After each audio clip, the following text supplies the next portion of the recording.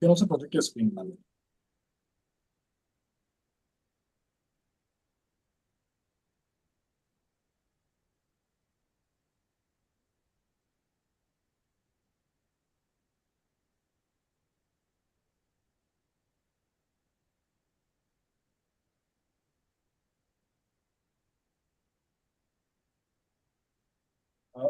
Good evening all in this wonderful Saturday evening. Today's session is on Indian Tsunami Warning System. We as INA are related to anything to do with ocean. We just try to learn and expand our knowledge in ocean systems. So this is the way the lecture has been scheduled. The presenter for today is Dr. Tata Sudhakar, who is retired as Scientist G from NIOT and is currently a consultant scientific at INCOIS.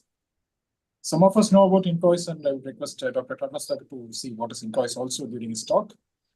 The session chair for today is Dr. Ramadass, who is a professor of practice at IIT Madras now, and also the former director of INCOIS.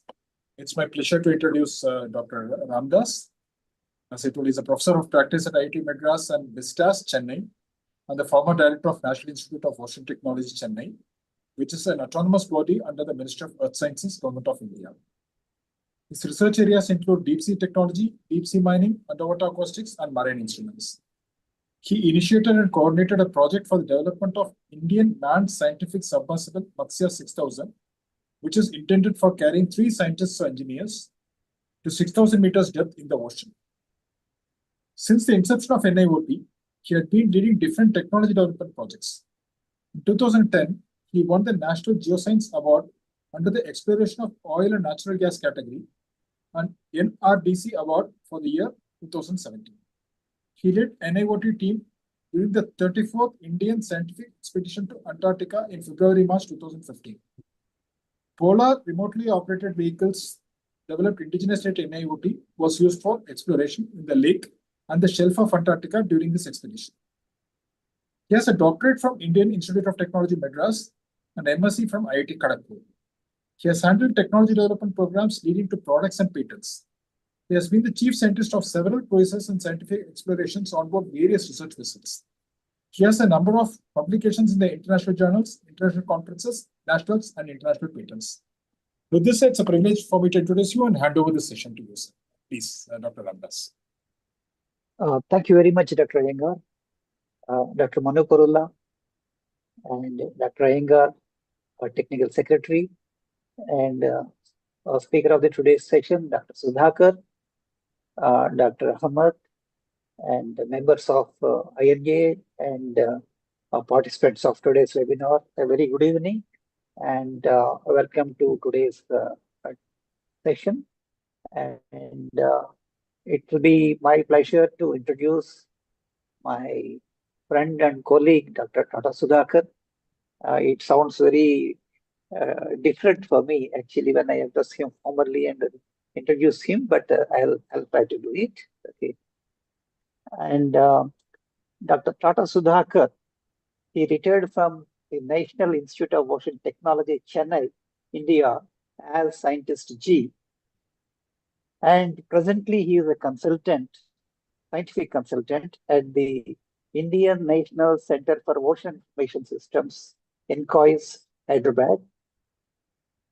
He did his PhD in electronics and instrumentation, and he worked for 4 decades in various Indian oceanographic institutions like NIO Goa and NIOT and INCOIS. During his retirement, he was heading the National Data Buoy program at NIOT, which maintains the Indian Data Buoy and Tsunami Buoy networks. And he was also heading a group working on the development of new ocean observation technologies. So he will not be talking from textbooks, but he will be talking from his experience. Whatever you will be hearing from him, he did it with his own hands. He was responsible for indigenization of many ocean observation systems like Argo floats, ocean drifters with inside communication, which enabled for the first time to drop drifters in Indian waters with satellite communication. And he worked on indigenization of meta-ocean and tsunami buoy systems. And right because of his efforts, today India is having its own tsunami buoy network. Not we are slowly phasing out the imported ones. He received National Geoscience Award from the Ministry of Mines, Government of India, in the category of disaster management for his contributions in establishment of Indian tsunami warning systems in 2012. Certificate of Merit from Ministry of Earth Sciences, Government of India in 2013. He won Toshnoval Award from the Institute of Electronics and Telecommunication Engineers in 2017. And he has been Distinguished Fellow of Science Academy of Tamil Nadu since 2022. He contributed to many research programs, both at NIOT and like in Commonwealth Science Council Program Core at NIO Goa for Caribbean Islands. He was a participant of the fifth Indian expedition to Antarctica in 1985. And he was also a member of the famous polymetallic nodule project in CIOB, Central Indian Ocean Basin. And as a part of National Data by Program group, he established CalVal site for ISRO for calibration of ocean satellites in ocean satellites and international climate programs like RAMA, USA, etc. He has many patents filed and obtained, and he was uh, actually instrumental in transferring technologies in NIOT. I think under his leadership, at least I can say 28 technologies were transferred to the industry. And after retirement, but of course, he has got around 70 publications in international and national journals and conferences. After his retirement from NIOT, he joined INCOIS as the scientific consultant, and he is extending his services to the oceanographic community and ocean technology community in India. And especially his efforts on establishment of an optical cable-based observatory at Andaman Islands for tsunami detection systems is noteworthy. Once it is successful, it will really give a lot of support to the existing ocean tsunami early warning systems. He is also a member of Naval Research Board, Ministry of Defense, Government of India, and he is a member of the Technology Development Committee of uh, Indian Institute of Tropical Meteorology, Pune, India. I can go on forever, but I think it is fair to give Dr. Sudhakar more time to deliver his lecture. And with this, I request Dr. Tata Sudhakar to deliver his lecture on tsunami early warning system. Okay, thank you. And session is yours, Dr. Sudhakar. Thank you very much, and good evening to everybody. And thanks for very elaborate introduction. Yeah, all of you can see my slides. Yes, sir, we can see, sir. Yeah. Okay. This is actually, I thought I will, when Bharadwaj asked me for a lecture, I thought I'll speak about establishment of Indian tsunami warning system. This whole story started 2004 when the huge earthquake has happened and off Sumatra, and then a big tsunami has come. Presently, I'm working as a consultant in INCOIS Hyderabad. INCOIS is basically as it forms, the Indian National Center for Ocean Information Services. What Ministry of Earth Sciences, it used to be Department of Ocean Development before, has done it after establishment INCOIS. All the data from all the organizations who are working on oceans actually will come to INCOIS, and INCOIS actually will give the services to all the public. Like IMD does the weather forecasting, and INCOIS does the actually forecasting for the potential friction zone, tsunami warning, and storm surges and extreme events. Now we are giving actually coral reef for coral bleaching. So these type of ocean services are actually given by INCOIS. It has a beautiful website where actually all these services are listed. If anyone of us are interested, actually we can actually go and see it. And if suppose anyone of you are working, because all of us, you are naval architecture people, if anyone of you are working in a particular area, actually we can actually look for the forecast for that area, whether any extreme events are there. it is ocean as well as the coast. It is covered in this. With a small intro to INCOIS, I'll go back to my presentation.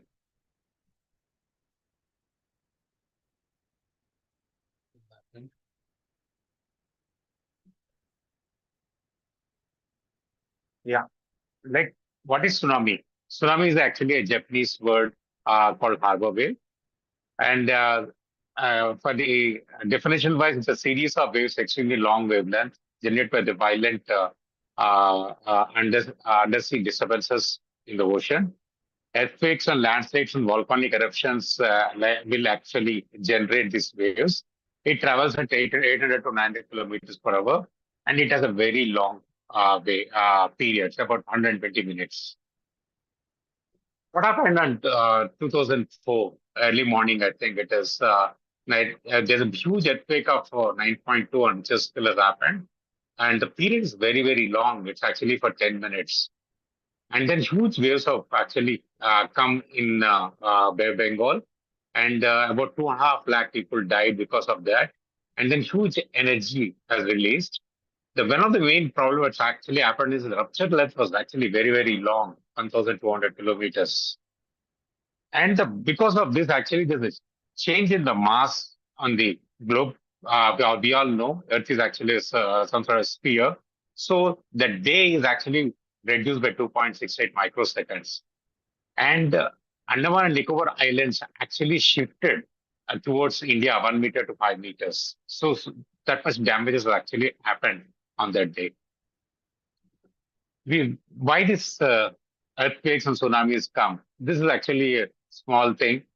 We all know, as per the plate tectonic theory, the mass on the Earth was around 225 million years ago was together, and it has consists of many, many plates. These plates actually are moving away from each other, and then whenever they touch each other, and actually a small friction happens. When the friction happens, you have actually it could be one of these faults, a normal fault, a skip fault, or a thrust faulting. So whenever the mass actually moves, there actually creates a lot of disturbance, and then it actually moves the water level either up or down. This is the we picked up from the net.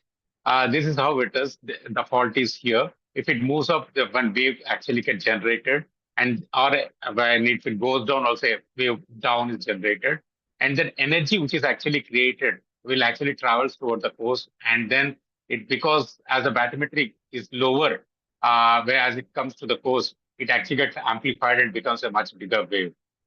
When in 2004, the perfect example is the actual wave, major wave actually traveled towards Maldives, but not much damage has happened in Maldives because it's basically a coral island. Coral island actually has no continental slope like this.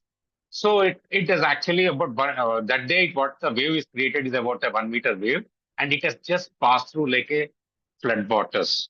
Actually, I have a video. I forgot to add that. So, but the same wave which has come towards Sri Lanka and the Indian mainland, and first is of course towards Indonesia and Thailand, that was actually created a lot of damages. So when after the whole event has happened, the government of India has decided that we should have actually a warning system for the tsunamis. There are two fault areas for us. This is called the Makaran Coast, and this is called Sumatra. These are the two faults actually we need to continuously monitor for the tsunamis. And there is, if you take out the history, there are actually a lot bigger tsunamis have happened. And the major earthquake actually has happened in 1945 in Makaran Coast. There are so much of energy released on the Sumatra coast all along. But not much major bigger earthquake has happened. Everybody says actually that this is the place where a next major tsunami will come because the energy is not released actually. So unless the earthquake, small earthquakes happen and then energy get released, if it actually get accumulated, then because a much bigger so damage can happen. So what happens on the tsunami when it comes? So this is actually a satellite picture somebody has taken from the coast, picked up from the net some years back. So what has happened is that this is the place actually where the wave is down. The water has got retreated. That has actually happened on 2004. Because the period is very long, it has taken actually at around 7 o'clock in the morning actually when they came. So when the beaches have become empty, I remember the stories in Chennai when I was staying there. All the morning walkers, they saw suddenly the water retreating and they started walking onto the beaches where the water is not there. Then what happened? The next peak came and water got inundated. After this is okay. Actual problem comes only when it start retrieving it. It actually takes away whatever it is, I think, floating into the water, into the sea. Then the damage actually will happen in the wave. So this is what actually happened on 2004, 26 November 2004. And it's somewhere here is actually the earthquake happened. If you see this, that is a wave, this is the model output. The actual wave actually was hitting the Maldives somewhere here. And the Sri Lanka. And this is the earthquake. This is actually this slide. The main picture goes to Dr. Ramadass. He designed the tide gauge and then we installed it in Andaman. And this is where actually the plate has moved. This is the datum for the tide gauge, and it has moved here at 7:40 when the earthquake came, and the datum has shifted. So this 1 meter shift is the actually plate actually move up at the Port Blair. Then that 906, we got the first wave at Chennai, and then 11 o'clock it has come into Cochin. So if you take it, tsunamis, it's actually a little bit a rare phenomena in Bengal and Arabian Sea. It used to be actually a bit common in Pacific. That's the reason actually Pacific tsunami warning is built by Japanese and Americans. Is actually the mother of all the observation platforms for the tsunami detection and forecasting is there. So what government thought is actually the tsunami is a very late thing. They planned a system for which covering both tsunami as well as storm surges. So the tsunami thing, we need to actually monitor a few parameters to do the forecasting. For the real-time determination of the earth parameters in two known tsunami zones, Indian Ocean region, using the network of land-based seismic stations. Both Andaman, Nicobar, and mainland actually has a huge GNSS stations and seismic stations now. And then establishment of comprehensive real-time observation network from the bottom pressure recorders and two tsunami zones, tide gauges, radar-based coastal monitoring stations. This part actually is done by NIOT for putting bottom pressure recorder. My presentation mostly is around this bottom pressure recorders. And developing numerical models for tsunami and storm surges with associated data inputs. This is done by, there's one institution called NCCR. It used to call ICMAP before. It is actually in NIOT, one of the institutions under Ministry of Earth Sciences. And generated coastal inundation vulnerable apps that I'll explain how they're done. And then setting up a dedicated tsunami warning center in India operating 24/7. This is actually INCOIS main business. 24/7, they have continuous monitoring people for monitoring all these ocean disasters, and then give a forecast for that. And capacity building and international connectivity. This INCOIS has done pretty well in these two things.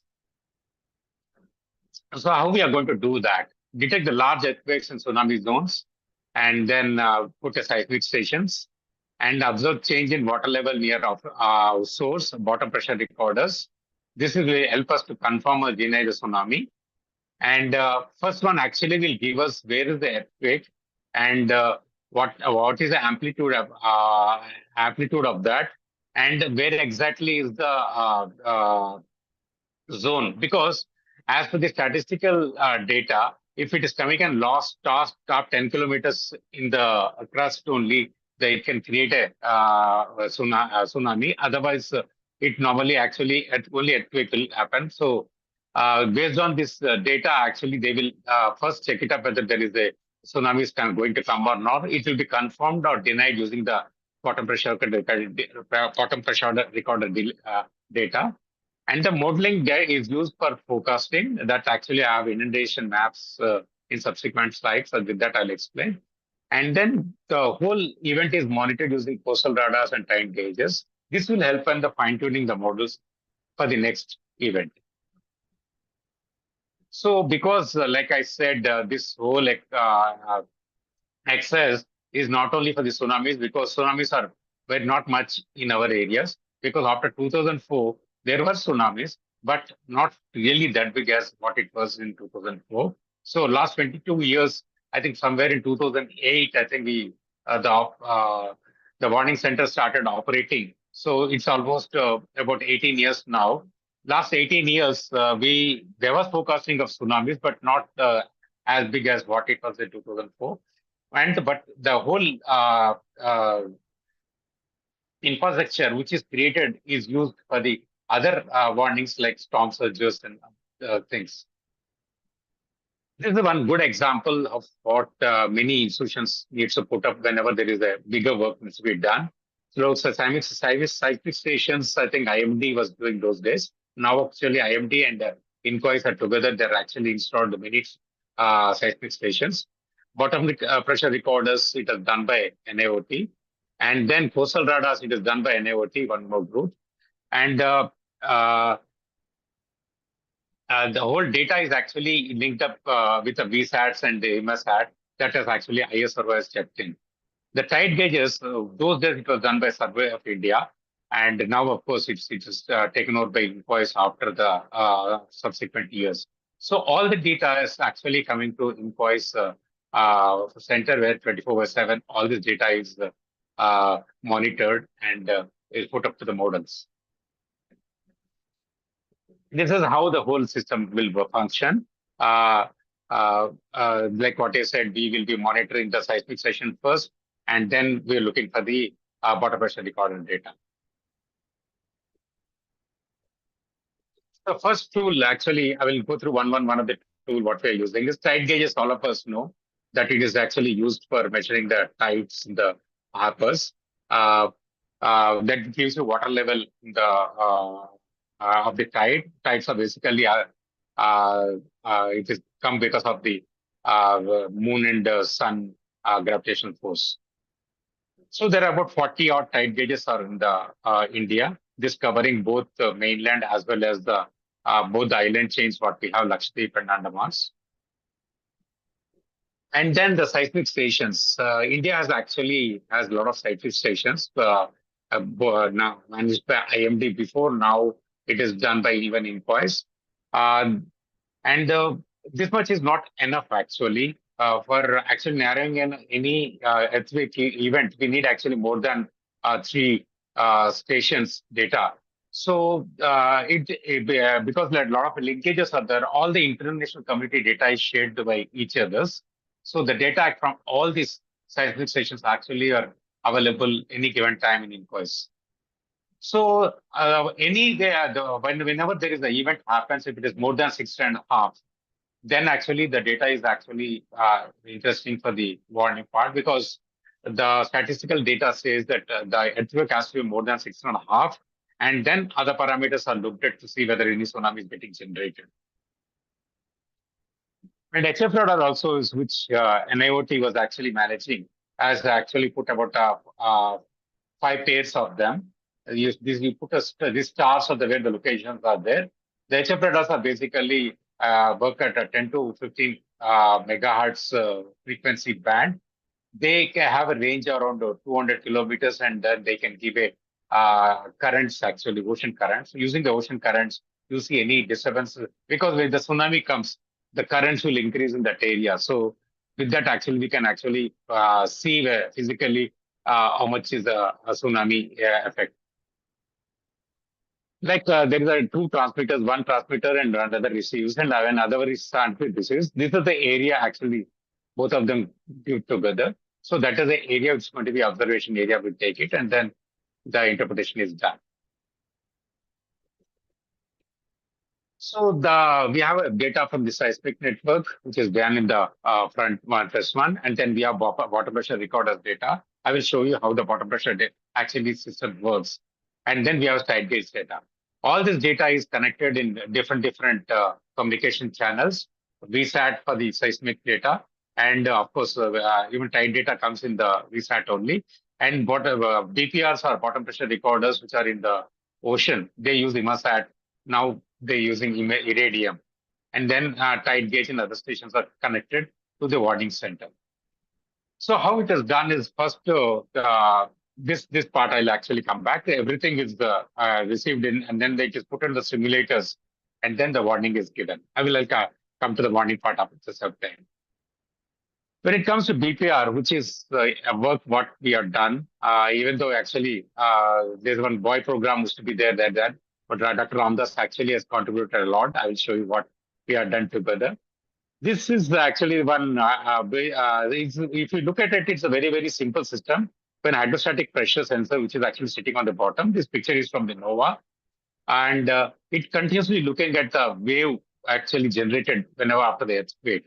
And then the ocean, the no RF communication is possible. So it actually exchanged the data from the sensors to the buoy using acoustic communication. And then this buoy actually works as only just a relay. It communicates this data from the bottom pressure recorder into the satellite, and then satellite will actually communicate to us. This whole thing is done using one fantastic sensor from quartz sensor from the Parascientific. It has a huge range of 0 to 700 meters hydrostatic pressure you can measure. There's nothing great in that part. Main actually is the accuracy is 0.01. If you see 0.01 of the full scale, actually we are talking of 70 meters is the minimum level it can measure. But even the 2004 tsunami is only actually 1 meter.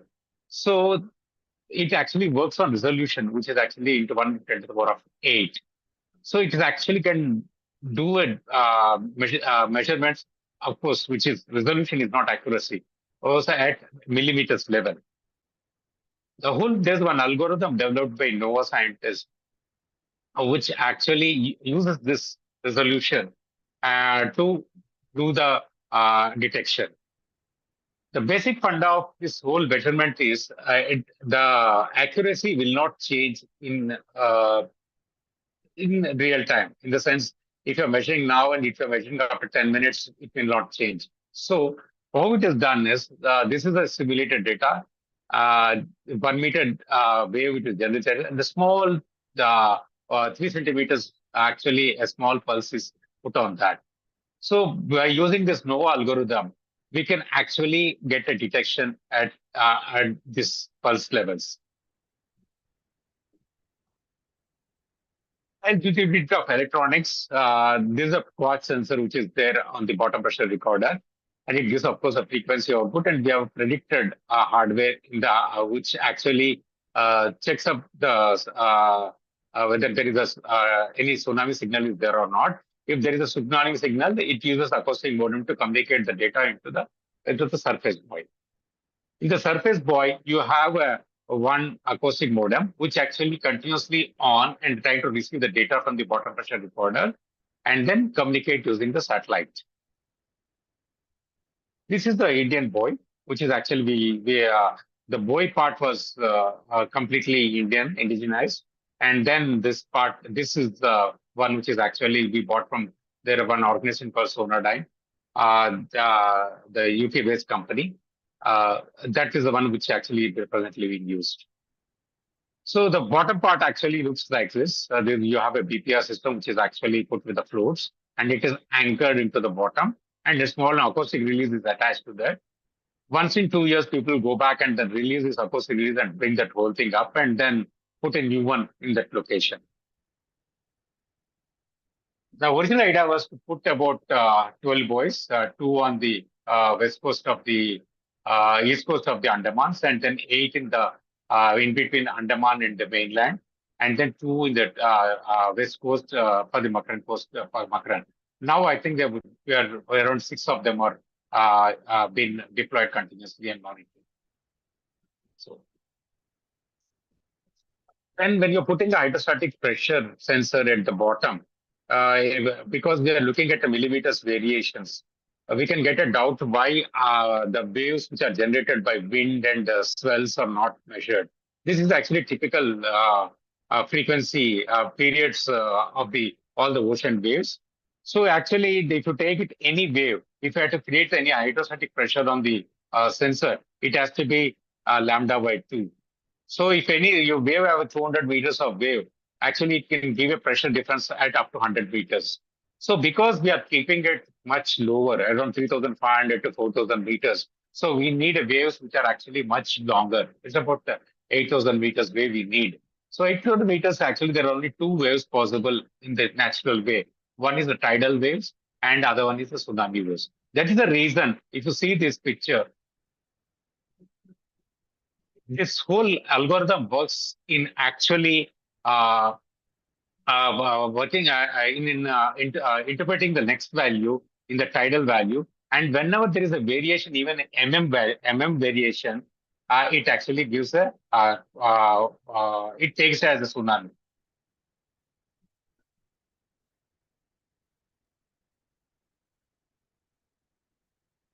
So when we started the project in around 2005 or 2006, there's only one system available in the world which Americans were making, and they were not ready to give it because they were not ready. It's actually was in R&D, like in deployment.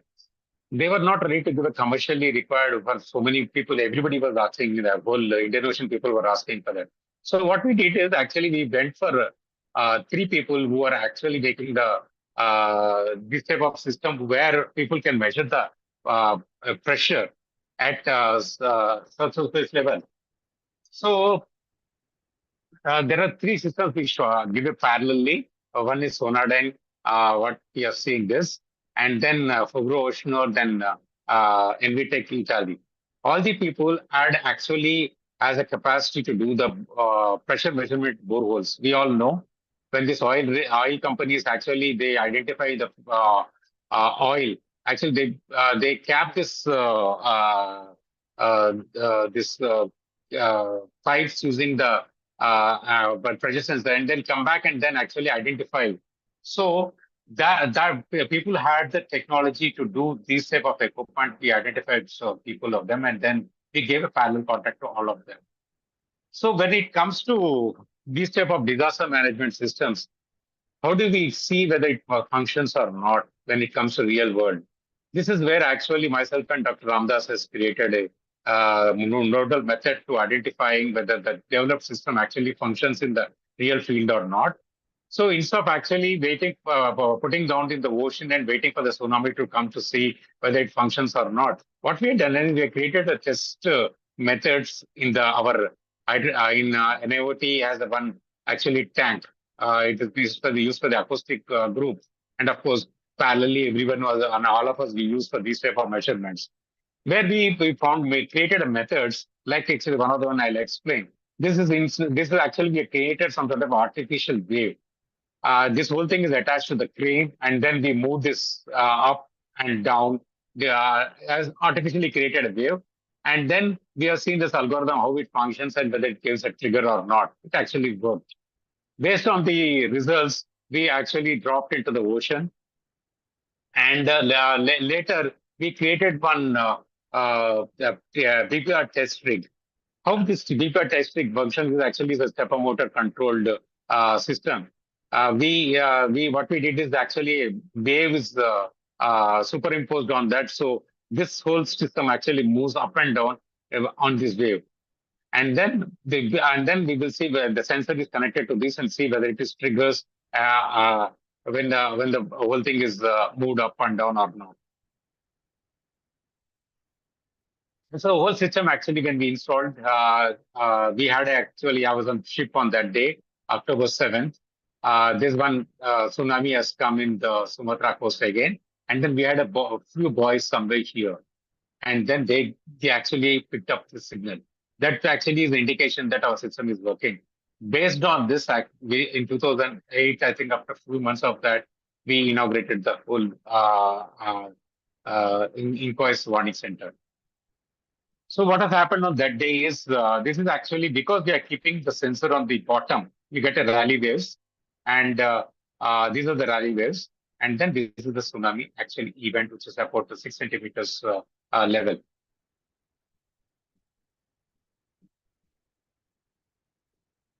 Then we come to the warning system. The warning actually, what happens is, this is how the INCOIS system will be there. As soon as the earthquake happens, they first monitor the earthquake parameters. If it is more than 6.5, because it takes about 4.5 minutes to get the data from all the seismic stations and process it and see if it is 6.5, more than 6.5, and it has any parameters which can actually generate the tsunami.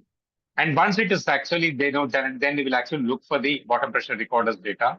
If the bottom pressure recorder data actually is there, it takes some time because the wave has to be moved from the fault to the actually buoy location. And then they issue, first they will issue an alert, and then which will convert to the warning. And then we can actually go back and then see on the site, if after the earthquake, they will give you when, if depending upon area, what time the wave can come, or wave, whether it will come or not, throughout this Indian Ocean basin.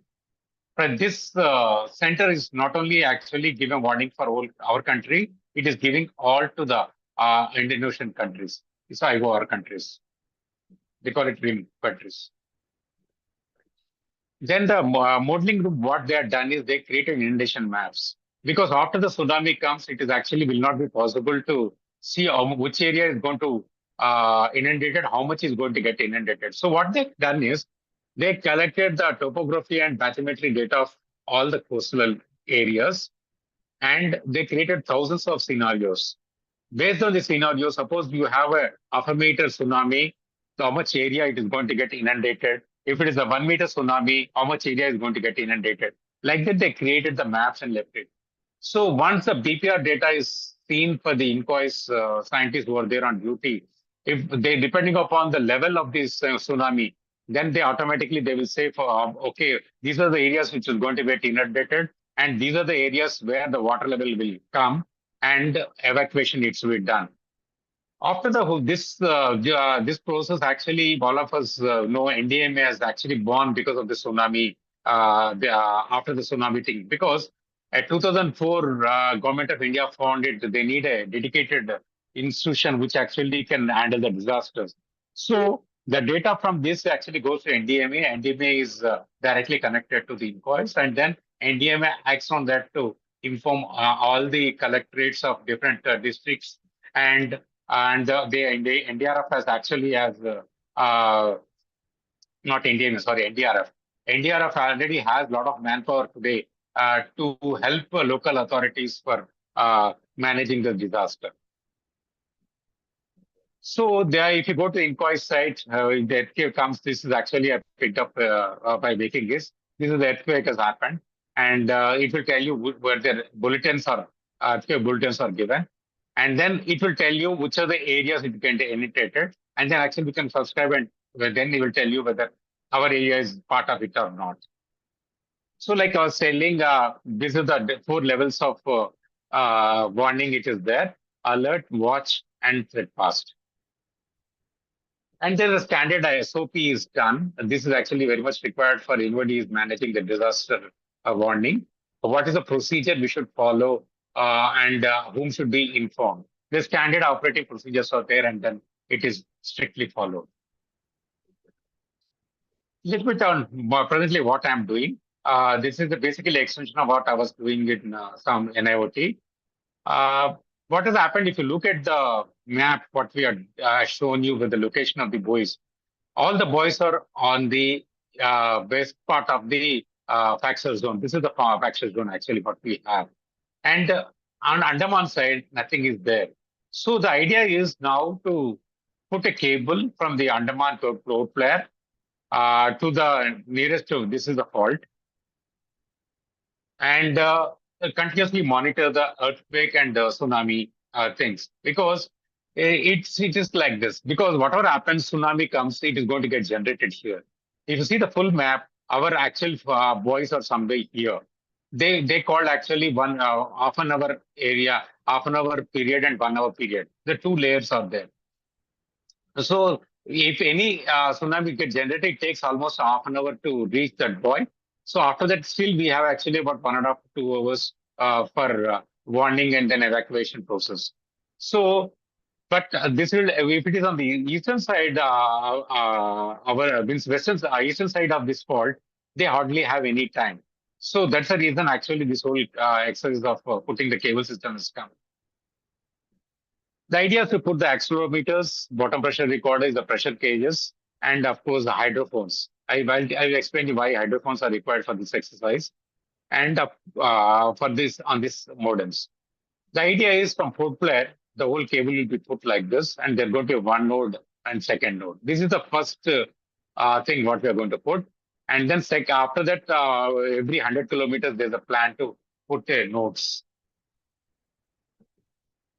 This is the line we're going to follow. And if you, this is the bathymetry of the whole route. Like I said, there's the two science nodes are going to be there, science node 1 and science node 2. It will be connected with 120-meter cable. And then there's going to be one beach manhole and which is connected to the INCOIS center, which is going to come in Andamans. Then, of course, inside we have actually said segregating the lines. And then we are going to put for the distributed acoustic sensing system as one line that actually can give us pressure values throughout the cable. Presently, technology is not available in India. NRB has actually done with one person for Professor Balaji in IIT Chennai. Once it comes out for the full system, probably we can actually incorporate here. So it's going to be like this. Two nodes are going to sit on bottom of the ocean, and it will be connected to the INCOIS. The new technology, which is actually coming up also, is a smart cable, they call it. Because this is putting this cable and nodes actually is a very, very expensive business. The estimation for that work, which I have shown you last slide, is around 150 crores. And if you want to cover the full fax zone from top to bottom, I will show you what the Japanese have done in subsequent flights. It's actually going to cost a huge money. So that much money is not going to be there. So idea is, the new idea is coming up is, putting a smart cables on all the telecommunication cables which is available in the ocean, so that continuously we can measure pressure and accelerometers data on the cable on the oceans. So one of the options which is actually we are working it on with one of the Tata communication guys. They have, it's basically a VSNL cable. All of us know VSNL has given all the properties to sold it to Tata Communications. They have one retired cable, which is actually starting from Mumbai and it was a Fazullah, and then it is going to Singapore. The best part of this is it actually covering the Makran coast, and it is going to cover the Sumatra coast also. So the idea is now either we can put a smart cable, smart sensors all along this. Our area of interest is this part, and of course this part. Our distributed acoustic sensing do that. Actually, initially I was actually planning only for the smart sensors, but day before yesterday, one I was talking to some New Zealand guy. They actually tested one distributed acoustic sensing system in New Zealand for quite long distance. If that is the one which is workable for us, actually we can do it the whole thing except for some 10 to 20 crores. The new area for research actually is coming up is using ionospheric disturbances for seeing that earthquake and volcanic eruptions. So whenever there's a major disturbance happens like this, there'll be a set of gravity waves actually created and which is travels towards up and can give it some sort of disturbance to the ionosphere. Ionosphere, we know, is actually there on top about some 50 to 300 kilometers above us. And then we have actually GNSS stations everywhere in the world. INCOIS also has a huge network of GNSS stations. Using these GNSS stations, we actually can measure the ionospheric disturbances. how it is done is GPS stations have actually more than one frequency bands, L1 to L2 and L5, which is actually from 1.1 gigahertz to 1.5 gigahertz. So ionospheric, but whenever the signals pass through the ionosphere, they actually make some sort of a delay. Bending will be going to be there. So the delay in communication. And the delay in communication is not going to be uniform for all the frequencies. So if you use L1 and L5, suppose you have these two bands with you, you can actually continuously see what is the ionospheric condition. So there's something called TAC is there. This is called a total electron content value that you can continuously monitor using the GNS stations. Okay.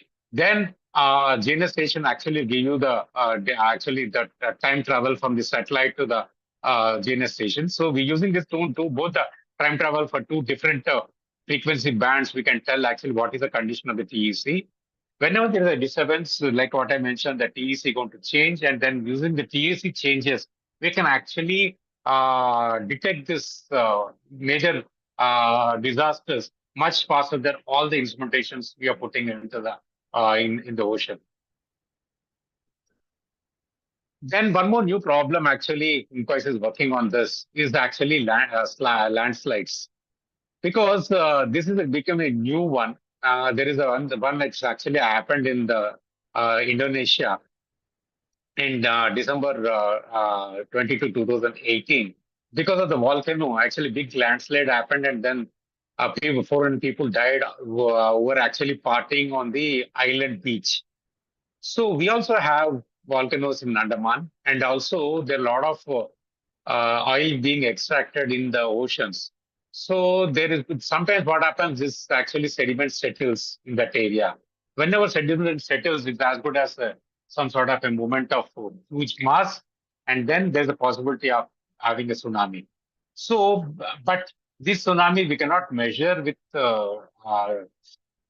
sensors because we cannot put sensors everywhere in the ocean. So the idea is it looks like it's going to create a huge noise. We also spoke to some people actually who are working in this area, and he has a big network of sensors who are listening to the acoustic noise as far as Central Indian Ocean. And they were able to pick up the big landslides. So they are actually using the acoustic hydrophones on the nodes what we are putting, and then we are also planning to have some more of them to actually monitor these landslides. And what is the scenario in the world? If you see it, actually there are two big networks available in our part of the area. The best part is actually the Japanese. Japanese we know they have a huge fault somewhere here, and then they get a lot of tsunamis. So they have something called Donut 1, which is 300 kilometers long, and Donut 2 is the 450 kilometers. And then if you see this is Donut 1 and Donut 2, they have a huge Christmas trees here with the sensors. What we are actually talking with 150 crores is actually one node like this. They have a huge network. Then they also actually created something called SNet, a 5,800 kilometers of cable. All this. And about 150 sensor nodes, each 30 kilometers apart. What they are not done only this part. What they have done is actually to check the plate movement. They put actually seismic sensors about the 3 meters boreholes they have made, and then they have put all along this because they wanted to see what is the stress actually is getting created in this part, so that they can actually predict the earthquake itself. This stress measurements, if you go to Himalayas and you can see there actually the sensors, some sort of a springs they'll put in between two plates. And then they continuously, GSI does this, they continuously monitor whether there is any stress is developing in that. So, and the second network which is available is Indonesians. They have actually put up two sensors down below in the land. And one sensor node is actually at the 4,121, and the other one is 2,110 meters. These two networks are working in our part of the area. Then, of course, I think I'll stop here. 520. Okay. Any questions, I'll take it.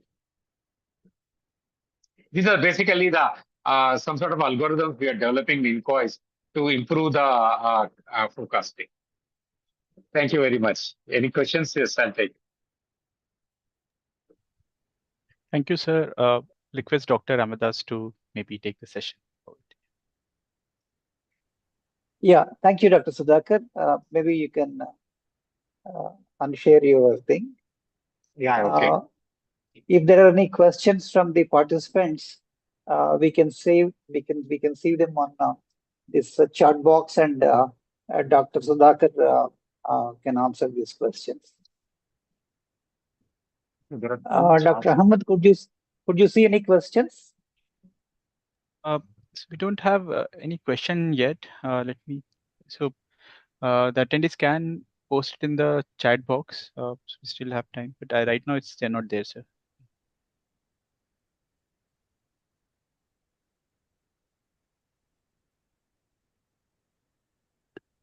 I'm Manu here. I have a question. Yes, sir. Please, sir. It's generally, it is a doubt I had for quite some time whether wind-based tsunami can happen.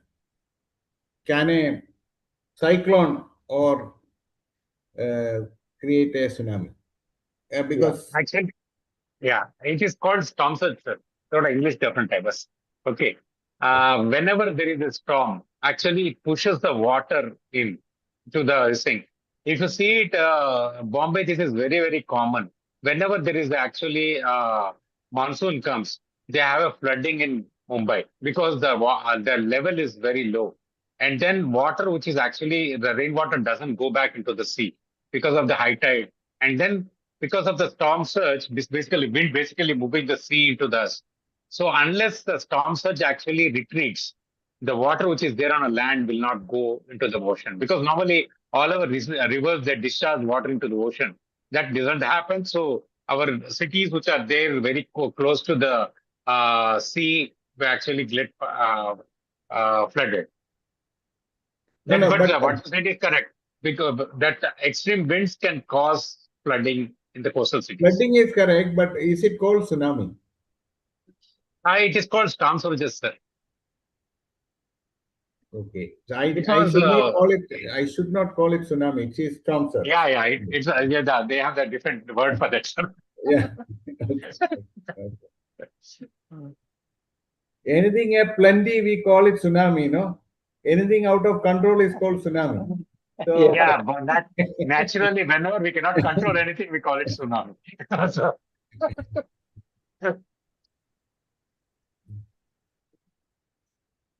We have one question. Actually, Yeah, yes, sir. Yeah, I can read it here. How does the system differentiate between a storm surge and tsunami? I think the wave periods is different. Tsunami has a very long period, and storm surges actually has a short periods. Yeah, if I may add so, with the permission of Dr. Sudhakar, tsunami is always associated with a seismic event. Storm surge is associated with the weather, actually. So you can, they're actually preceded by either seismic event or it's a cyclonic weather. So you can do it. And like Dr. Sudhakar said correctly, the frequency of the wave matters.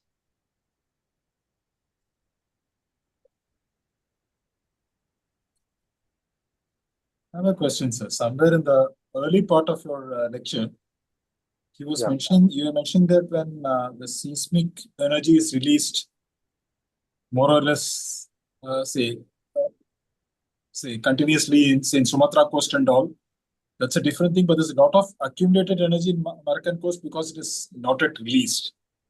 Yeah. So does that mean that it could be some sort of what they call as a black swan event when it happens maybe once in 200 or 300 years or something like that we are waiting for, particularly the West Coast, because just in question. Yeah, actually, everybody says that the disaster is waiting to happen on Makran coast. because it is not releasing the energy. One part, I don't know whether I told you or not, these plate movements are continuously monitored. Okay, our plate is moving around 1 centimeters per year. And then it is going and hitting the Sumatra plate. And it looks like Sumatra plate is actually a little bit stronger than us. So actually it is going down like this. So what happens, the friction when it's there, the energy has to get released. If it is releasing with a small earthquakes, it is actually better. If you remember, last time we had one Nepal, one big earthquake. Because we all know Himalayan plate is actually very volatile one. Because we at the northern side also, our plate is going and hitting it. That's because that's the reason Himalayas are going up and up. But this energy is not, major energy is not released in Makaran point. That's what everybody tells. That is disaster waiting to happen.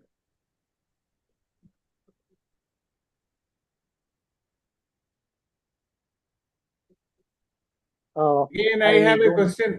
This is please, sir. connected to with this energy, the latent energy which is there. So there is no way of neutralizing this. Is there any research in that direction? Or, how do we go about it?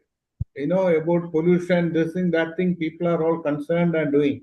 This is a much bigger disaster and nobody is doing anything about it, or what? What is that we can do? Of course, we don't have a pillar to pull back and avoid the pressure buildup. So, what is that one should be doing about it? Is there anything human can think of doing? Earthquake prediction itself is not there, sir. So using that energy is secondary. First, we don't know actually what is happening. There is a one picture I shown you because all of your elders, I did not show you. Otherwise, the colleges I explained what is the Earth. Earth is what, sir? It's basically a big sphere. In a internal center, we have a big metallic thing which is actually giving us the magnetics, and then we have a mold. Mold is actually a lava-like thing. On top of that, we have a crust. Crust is that where we are actually standing. And because its whole thing is moving, the different plates are moving at different velocities, and then you are actually we are able to these plates are eating each other. So that tech itself, I think we are not completely understood how it is. So unless we understand that, I don't think we can actually design how to harvest that energy. Sir, I have a sort of probably a different type of technical question, sir. Yeah. Like you just write about say the wave periods and this thing for tsunami and storm surges are different. Yeah. And also say when we naval act at steady shift dynamics, we study wave periods of a certain this thing. And when we run simulations, our simulations are generally run at a time scale of time update scales of say 1 second or 0.5 seconds or so. When you're running all these tsunami simulations, what is the sort of time scales and length scales do you run your simulations? I think it's done for hours. Because even I remember before this, we worked on tsunami. We were actually putting the tide gauges in, like Dr. Ramadass actually, he's the inventor for the first tide gauge in India. Actually, we were putting in the Chennai Port Trust. I remember that one person was there, Andhra guy actually. He was asking us whether we can measure the tsunamis. But the periods were so long, we are unable to do that. But these modelers who are actually doing the inundation maps, they work for long periods so that they can actually predict properly how much is the inundation. Because the periods are 2 hours and 3 hours like that. So you need to do it for last full 8 hours, 12 hours like that. We have to do the inundation maps. What will be if I Dr. Sudhakar, I have a sorry, please go ahead. I thought you completed. just one second. When I'm running an 8-hour simulation, what will be my say when I'm discretizing the equation? What will be the time limit sort of thing? 1 minute will be good enough, sir? Or I should run even finer timelines. Actually, this is what discussion, what I was telling you is only that what I heard from the modelers, but I'm not good in that to answer. Yeah. Ramadass, you have anything? Yes, sir. Yeah, actually, if you see between storm surge and tsunami, if you take storm surge is like a DC, okay, DC current, direct current, okay. So it doesn't have, see, what is tsunami? When a wave, actually when a landmass moves up and down like this, okay, the water column is disturbed. The disturbance travels on the surface. And the speed at which it travels in deep waters, it is around 500 to 700 kilometers per hour, more than a racing car. Okay, at the land, actually, it slows down. That is a problem, actually. So it may slow down to 100 kilometers per hour or something like that. Okay. So the wavelength is in hundreds of kilometers. Okay. And the modeling actually, you have to see that, okay, you have to scale it and do it actually. For a storm surge, it is like either like a direct current. Okay. Wind is pushing the water towards the shore, and or it can be a ramp slowly. That means slowly it is increasing. It's not exactly like tsunami wave or something like that. Okay. Tsunami wave is actually, if you see, tidal wave is longer. Tsunami is actually similar to that one. Okay. And storm surge is like a DC, this thing. Okay. So this is what I know. Okay. Am I right, Tata? It's like a DC and AC. Okay, right? Yeah, correct. Okay, if there are no other questions, I think Dr. Bharadwaj has given me a difficult task of summarizing Dr. Sudhakar's talk. Okay, Yes, sir. We first I don't have a congratulate questions, him and but, thank him. So we don't have a question, but we have an appreciation chat box. Yeah. Okay. So I really appreciate and thank Dr. Sudhakar for his wonderful journey. Okay. It was not like a talk. It was like a journey. He started from the occurrence of tsunami in 2004. We were caught unawares actually. How we were caught unawares. Why we were not aware of these things. Though in Indo-Pacific actually it is known. These have a later actual ramification. I'll come to that point later. And then he clearly told us that I appreciate really warning prevents loss. Okay, even in that Dr. Manu Korula was asking about the pent up energy. Actually, it's only warning. Forewarned is for better because the stress is developing. Based on that, you have to plan your cities and other things actually. So it's actually forewarning. And he also explained as a response to that one, how TWS was established in India. And he also rightly said that it is multi-purpose. Tsunami happens only 150 years or 200 years, 300 years, okay.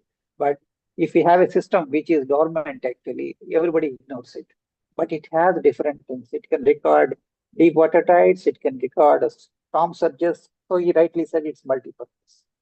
Then he clearly told us that actually it's not just one thing. Okay, it's a combination of different things: tide gauges, seismic stations, HF radars, and bottom pressure recorders. There are so many things involved in this one. Each one is important. Then he exactly told us actually what is meant by tsunami algorithm. Fortunately, uh, Dr. Sudhakar and I cracked that algorithm from NOAA. Okay, and they were not very happy about it. Okay. And he spearheaded the indigenous systems development in India, okay, in a very modest way with the bottom pressure recorder, not because we could not do it or he could not do it, but because people were not believing that it can be done so easily in India. But he assembled it and he proved it actually. And together, actually, they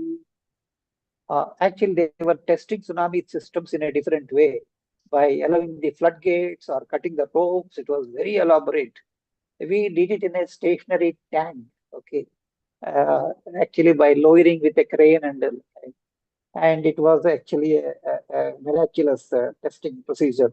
And later, Dr. Sudhakar modified that as a small system. Actually, it's in a small tube like pipe like system actually that he showed, and how tsunami systems can be tested in the lab itself and how they can be calibrated.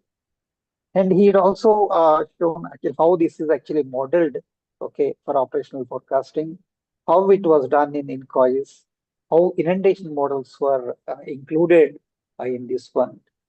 He has actually given us actually what, in a gist, actually, he gave us what INCOIS was doing. Okay. And finally, he brought in the cabled observatory. He told us actually how DONET in Japan is doing a human service in identifying these tsunamis using the cabled observatories, and how INCOIS, with the consultation of Dr. Sudhakar, how they are planning these labeled observatories in east and west coast of India. This is very indigenous. Once it happens, actually, the hassle of going with ships and servicing buoys and all can be really avoided. He brought it up clearly. And finally, it's very heartening to see that he brought the latest technology into the picture, that is actually detecting the tsunami by remote sensing, but by seeing the ionospheric disturbance. Yeah, he's right. Actually, all the observations are moving to remote and satellite observations. In the same sense, actually, he brought out that it can be done from ionosphere observations. So I don't think he has left anything that is okay to be covered. Actually, it's a complete comprehensive talk on tsunami early warning systems. Okay, and I don't think he has left any component untouched. Okay, this is what I could summarize. Of course, I have missed a lot because we covered so much. Okay, and that's why I think there are less number of questions, because he made it so clear, okay, and understandable. On behalf of all the participants and the members of the INA and of course, Technical Secretary Dr. Bharadwaj Iyengar, I profusely thank Dr. Tata Sudhakar for his wonderful talk. Thank you very much. Over to you, Dr. Bharadwaj. Thank you, sir. It's my present duty, and Dr. Ramadass has summed up the section very well. Thank you, sir, because I just called you, I think, 3 days back and asked you to chair the session. Thanks for accepting our invitation and chairing the session excellently, and for an excellent summary. My thanks to Dr. Tata Sudhakar. Actually, just 1 week back, we were meeting in a place, and then I just told him, sir, can you give us a talk? And then immediately he just accepted and gave us an excellent talk and an eye-opener. Dr. Ramadass already summed up, and as a naval architect, when I look at it, I also look at sort of spin-offs. For example, the tsunami warning system, if it can give me information regarding storm surges, the entire satellite network can give me a prediction of the ocean. And that is something which all naval architects are nowadays using for route planning. So that can be possibly another spin-off. Now that we know that such ocean observation systems exist and are networked nicely, and institutions like INCOIS are there, we have the state of the ocean which can be effectively used for probably the naval architecture community is now working on energy efficient path planning through the oceans, where I should do. And so Dr. Tata Sudhakar's talk not only has given us an excellent information on the tsunami warning system itself, but when I look from a naval architecture lens, also about the spin-offs like storm surge warnings, and even further spin-offs can be thought about. Thank you, sir. Thank you for inspiring our thoughts in all these new directions. All these lectures are happening with the active support of INA, led by the President, Dr. Manu Kurula, and this vision of how to take INA forward, as well as the INA Treasurer and Senior Secretary, and Amir, who is the Professional Affairs Secretary, as well as the holding the entire back-end technology for us to seamlessly connect and talk in these webinars as well as other events. Thanks to Dr. Manu Kurula and Dr. Amir Ahmed and the INA team behind it, as well as today's participation at 15. But as Dr. Manu Kurula has told, these lectures get various views. Our average view on the INA lecture is around 300 to 400 over the period we've had to use with statistics, with some lectures going around 800 also. So I know that this lecture is going to be one of those widely viewed lectures in INA. Thank you, sir. And thanks to all the participants, 15 participants who joined and listened to us on a Saturday evening. Thanks to all, and a great weekend. Wishing you all a great weekend. Bharadwaj, it was 19 actually. Actually, it was 19. Now some people are moved out. That is why it is 15. Okay. Yes. And our viewership is more than 500 because YouTube. Yeah. Yes. Once again, I thank Ramadass sir and Tata Sudhakar sir, and also Bharadwaj for roping in the experts in this field. Actually, it was salt and pepper. Tsunami is scary, and the possibility of that, when he said that it is in store, anytime it can strike, that is something fearful. But he has also said that the early warning system is in place in India and across. That is something which is soothing. Sir, you are about to say something. Yeah. Probably Yeah, we have the actually, best warning center in the world. Yeah. I actually want to thank Mr. Amir Ahmed because dealing with people who are technically or digitally challenged like me is not easy. So we were harassing him for asking him a link number of times, but he was patient. He was sending it by mail. He was sending it by WhatsApp and all. Okay. Okay. So with your permission, I would like to thank him. Yeah. Thanks. Amir is Yeah. wonderful asset for us, sir. Actually, he is getting trained because of us. We are Yeah. equally blind. Not equally, much worse than that. So, he's suffering from us. In spite of that, he is holding it so well. And we thank him profusely. Once again, I thank each and every one of you, Dr. Bharadwaj, for making it happen. Dr. Tata Sudhakar for giving this elaborate talk.